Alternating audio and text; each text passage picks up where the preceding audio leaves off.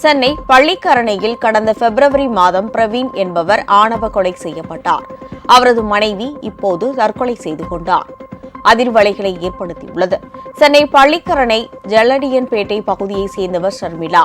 இவரும் அதே பகுதியைச் சேர்ந்த பிரவீனும் காதலித்தனர். பிரவீன் பட்டியல் சமூகத்தை சேர்ந்தவர் என்பதால் பெண் வீட்டில் காதலுக்கு எதிர்ப்பு கிளம்பியது. எனினும் இருவரும் எதிர்ப்பை மீறி சாதி மறுப்பு திருமணம் செய்து கொண்டனர்.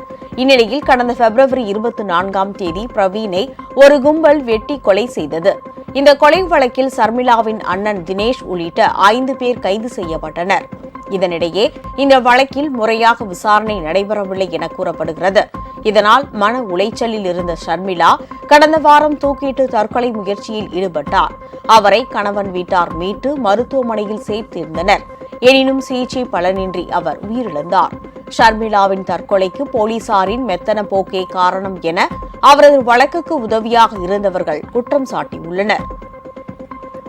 முழுக்க அந்த பிரவீன் என்ற பையன் ஆணவ கொலை செய்யப்பட்டதுக்கு காரணமும் இந்த போலீஸ் தான்.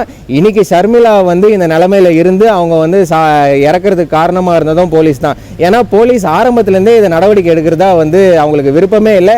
ரெண்டாவது நடவடிக்கை எடுக்கன்னு சொன்னா ப்ராப்பர் ரெஸ்பான்ஸ் இல்லை, எடுக்கவும் மாட்டேன்றாங்க. அதனால இது நார்மல் தமிழ்நாடு போலீஸ் விசாரிச்சா இதை நேர்மையாக விசாரிக்காது. எய்தர் சிபிசிஐடிக்கோ இல்லை வேற துறைக்கோ எதுக்கோ ஒன்று மாற்றி இது நேர்மையாக விசாரிக்கணும்னு கேட்டுக்கொள்கிறோம். உங்கள் ராஜ் நியூஸ் தொலைக்காட்சியில் திங்கள் முதல் வெள்ளி வரை தினந்தோறும் பிற்பகல் 2 மணிக்கு உங்கள் பகுதியில் உள்ள குறைகளை நேரலையில் தெரிவிக்கும் புகார் பெட்டி நிகழ்ச்சி. பங்கு பெறுங்கள், பயனடையுங்கள், காணத் தவறாதீர்கள்.